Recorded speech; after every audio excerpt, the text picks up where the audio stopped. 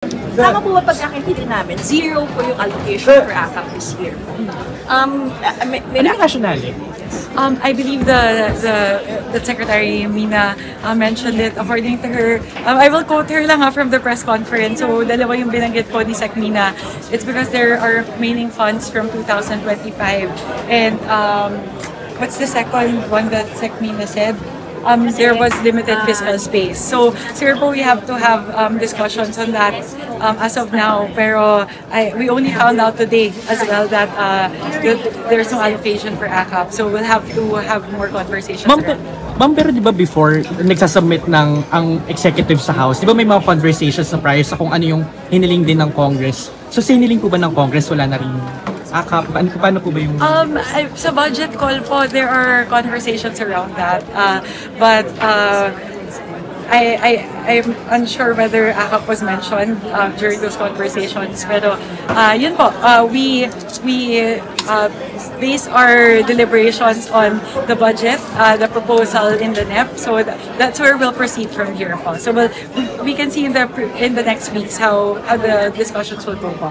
Is there an assurance that the House will fund the AKAP under the 2026? Apologies, sorry po, pardon.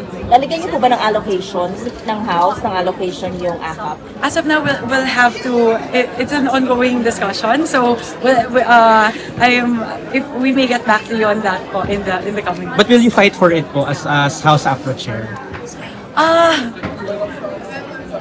That's again, I have to get back on you with regard to that because it's also a discussion on the part of the House. So, as APRO Chair, I'll also have to confer with my colleagues in the House as to what the position of the House is with regard to AKAP. So, siguro po, I'll have to get back to you on that. But does the House still consider AKAP as one of its pet projects, pet social welfare programs? Because last year po, the House really fought, the House leadership is really insisting that Because the Senate, di ba, removed it already, then the House fought to restore it. So on the part of the House, we really see the value of AKAP.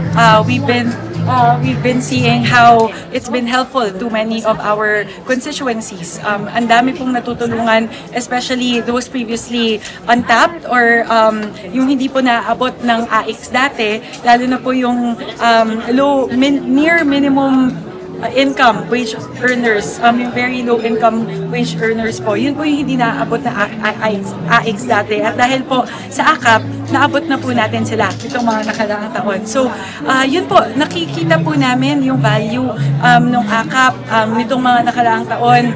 Ang dami po nating natutulungan. So, yes, the House sees the value of AKAP and we've seen that in the implementation of AKAP in the previous years. Ma'am, so i-clarify lang doon sa budget schedule kasi yung nakita kong past press release, September pa magsisimula yung... So, inagahan na ba natin? Ganun po ba yung nangyari? Actually po, during the previous press conference when we were discussing, very tentative pa po yun because at the time, we also weren't sure on the exact date of the NEP turnover. So, dun po yung una nating nabanggit na ang tinitignan po nating tentative date ay September 1. Pero ngayon po, na nandito na, nasa kamay na po natin ang NEP ngayong August 13. Agadan po, sisimulan po natin yung deliberasyon. That's why on Monday, August 18, we're kicking off the whole budget process by doing the DBCC po. So, simula po August 18 hanggang October 10, hihimayin po natin yung budget. So, 2 buwan po yun na walang tulog. Talaga pong sisiguraduhin po natin na mas musipo yung deliberasyon na ating gagawin tungkol po sa ating budget para sa taong 2026. Do we see na this being not an election year, positive impact po ba to sa legislative calendar natin even with the pushback calendar for the budget delivery? Yes. Opo.